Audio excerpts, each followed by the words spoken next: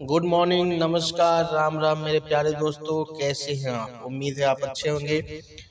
चलिए, Shri Ram online classes में आप सभी मेरे प्यारे बच्चों का हार्दिक स्वागत है। मैं आज एसटीईटी के विषय में बात करने जा रहा हूँ। एसटीईटी का जो एग्जाम जो 10 तारीख को हुआ है, मैथ का पेपर था।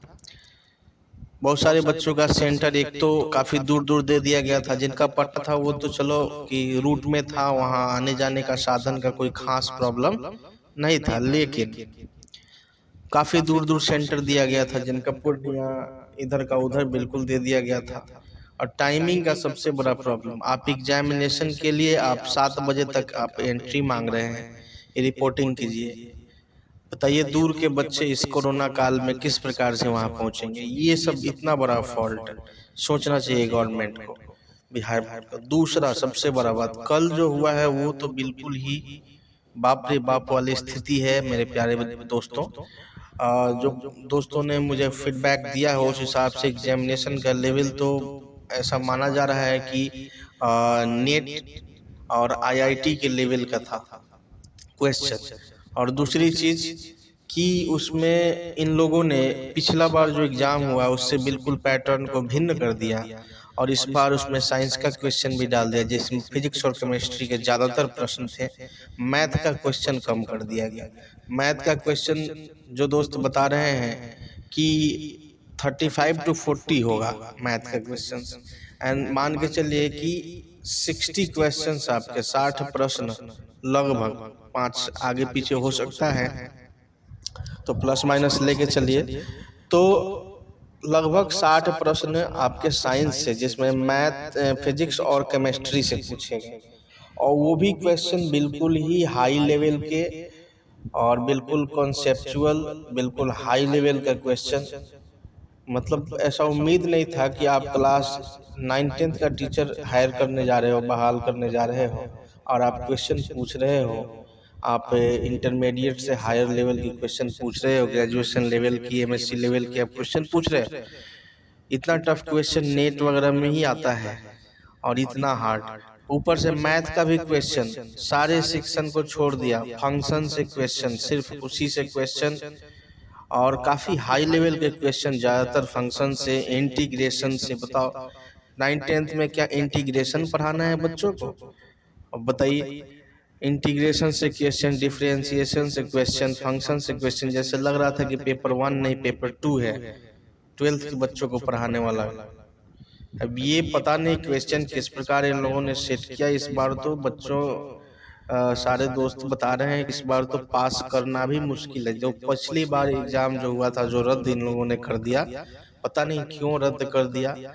अब उस एग्जाम में जो लोग 130, 140, 120 नंबर का जो मतलब बना कर आए थे, दावा कर रहे थे, इस बार तो बिल्कुल उससे क्वेश्चन भिन्न।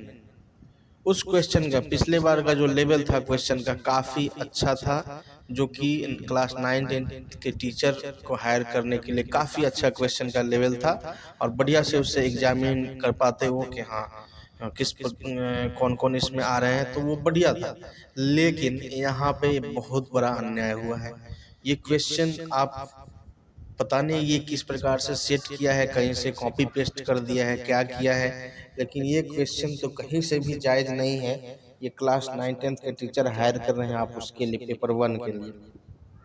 जो दावा, एक तो सिलेबस नहीं दिया, बिना सिलेबस का हमें तो पता नहीं है कि दुनिया में कोई भी एग्जाम बिना सिलेबस का हुआ हो।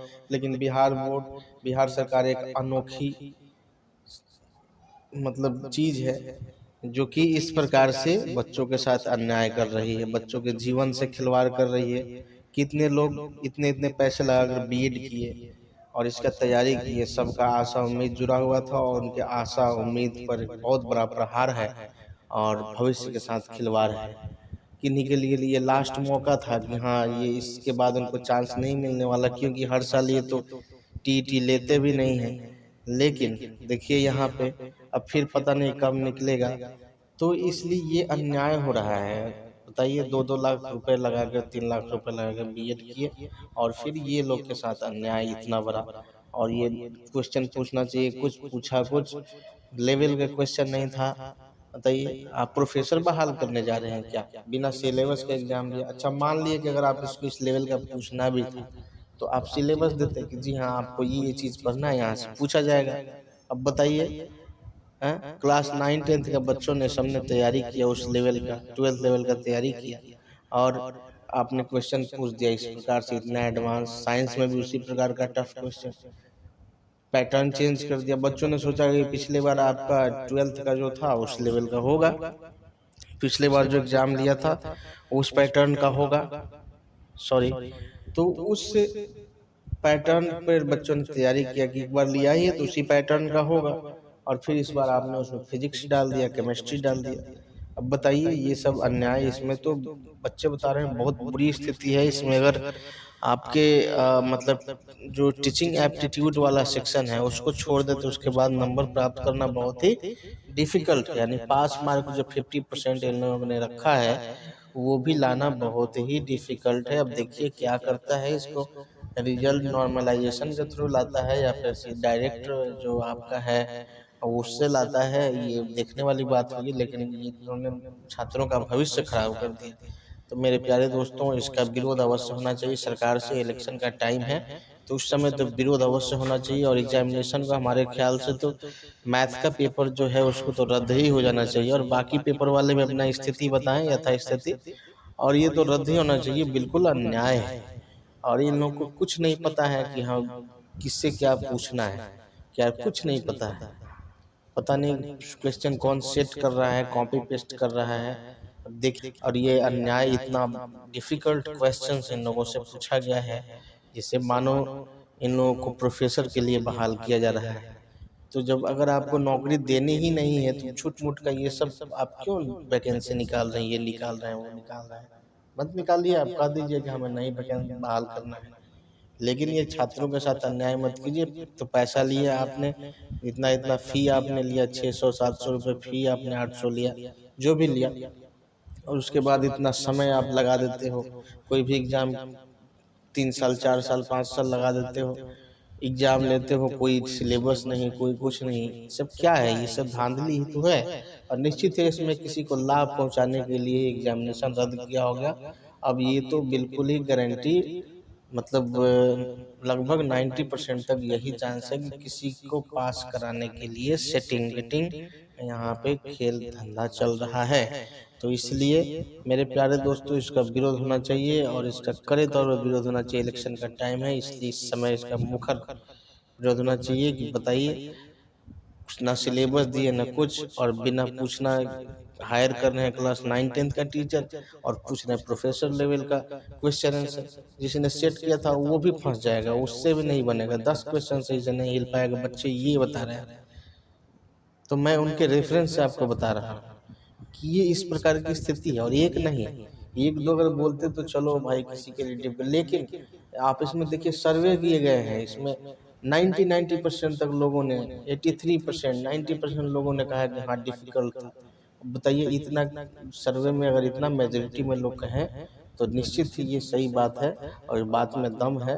और क्वेश्चन पूछा भी गया था, जैसे बच्चों ने बताया मुझे 2 4 क्वेश्चन जिनको याद था, बहुत डिफिकल्ट था, इनके लेवल का तो था ही नहीं, और ये कहाँ से बनाते बेचारे, और तैयारी और बताया भी नहीं था। बच्चे ये भी बोल रहे थे कि हाँ अगर आप ये बता देते, सिलेबस दे देते कि आपको यही सब चीज़ें पढ़ने हैं, यही पूछा जाएगा, तैयारी करके जाते, कोई ऑब्जेक्शन नहीं था।